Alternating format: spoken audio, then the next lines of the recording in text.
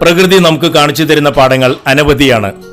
ദേശാടന പക്ഷികൾ സഞ്ചരിക്കുന്നത് ശ്രദ്ധിച്ചിട്ടുണ്ടോ? അതിലുമുണ്ട് ഒന്നിലധികം പാഠങ്ങൾ. സുഹൃത്തുക്കളെ, KKG ഫിറ്റിന്റെ 201 എപ്പിസോഡിലേക്ക് സ്വാഗതം. ദേശാടന പക്ഷികൾ വി ആകൃതിയിലാണ് സഞ്ചരിക്കുക. ഓരോ പക്ഷിയും ചിറകടിക്കുമ്പോൾ അതിന്റെ തൊട്ട് പിന്നിലുള്ള പക്ഷിക്ക് വായുവിന്റെ ഒരു സുരക്ഷിതമായ തള്ളൽ ലഭിക്കുന്നു. തനിക്ക് മുൻപിലുള്ള പക്ഷിയുടെ സഹായത്താൽ ഊർജം ലാഭിക്കുന്നതിനാൽ ഒറ്റയ്ക്ക് പറക്കുന്നതിനേക്കാൾ 70% ദൂരം കൂടുതൽ സഞ്ചരിക്കാൻ ഈ കൂട്ടായ്മ അവരെ സഹായിക്കുന്നു. ഒരു നിശ്ചിത ലക്ഷ്യത്തിലേക്ക് കടലുകൾ കടന്ന് അവർ യാത്ര ചെയ്യുന്നത് ഈ ഒരു പ്രക്രിയ കൊണ്ടാണ്. പരസ്പരമുള്ള സഹകരണം. ഈ കൂട്ടത്തിൽ ഏറ്റവും മുന്നിൽ പറക്കുന്ന പക്ഷിക്ക് വായുവിന്റെ കഠിനമായ പ്രതിരോധം നേരിടേണ്ടി വരും. ആ പക്ഷിക്ക് ക്ഷീണം തോന്നുമ്പോൾ അത് എന്തു ചെയ്യുമെന്നോ, ഒട്ടും മടിക്കാതെ തന്റെ സ്ഥാനം ഉപേക്ഷിച്ച് കൂട്ടത്തിന്റെ ഏറ്റവും പിന്നിലേക്ക് മാറും. തൊട്ട് പിന്നിലുള്ള പക്ഷി ആ നിമിഷം തന്നെ നേതൃത്വം ഏറ്റെടുക്കും. ഇവിടെ ആരും നേതൃസ്ഥാനത്തിനെ കടിച്ചു തൂങ്ങുന്നില്ല.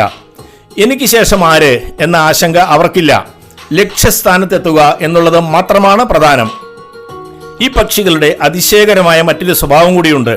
യാത്രക്കിടയിൽ ഏതെങ്കിലും ഒരു പക്ഷിക്ക് സുഖമില്ലാതാവുകയോ മുറിവേൽക്കുകയോ ചെയ്താൽ അതിനെ അവർ ഉപേക്ഷിക്കില്ല. ആ പക്ഷിയോടൊപ്പം കൂട്ടിനായി 2 പക്ഷികൾ കൂടി താഴേക്ക് ഇറങ്ങും. ആ പക്ഷിക്ക് സുരക്ഷ നൽകാനും സുഖം പ്രാപിക്കാൻ സഹായിക്കാനുമാണ് അവർ കൂടെ നിൽക്കുന്നത്.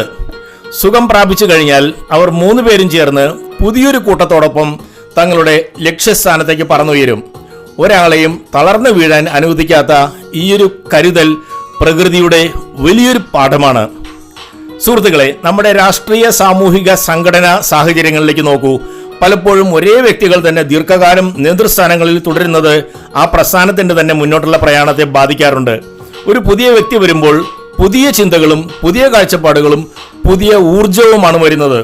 തളർച്ച ബാധിക്കുന്നതിന് മുൻപ് തന്നെ മാറ്റങ്ങൾക്ക് വഴിമാറി കൊടുക്കുന്നത് ഒരു പരാജയമല്ല, മറിച്ച് ആ പ്രസ്ഥാനത്തോടും വരും തലമുറയോടും കാണിക്കുന്ന വലിയൊരു നീതിയാണ്. പക്ഷികളെ പോലെ നമുക്കും ചിന്തിക്കാം. സ്ഥാനമൊഴിയുന്നത് പിന്നോട്ട് പോകാനല്ല, മറിച്ച് പുതിയൊരു കരുത്തിനെ മുന്നോട്ട് കൊണ്ടുവരാനാണ്. അധികാരം കൈമാറി പുതിയവർക്ക് അവസരം നൽകി കൂടെയുള്ളവർക്ക് കരുതലും നൽകിയാലേ ഏത് കൂട്ടായ്മയ്ക്കും ആകാശം കീഴടക്കാൻ കഴിയൂ. ആ തിരിച്ചറിവിലേക്ക് നമ്മളും വളരേണ്ടിയിരിക്കുന്നു. Bye from KKG.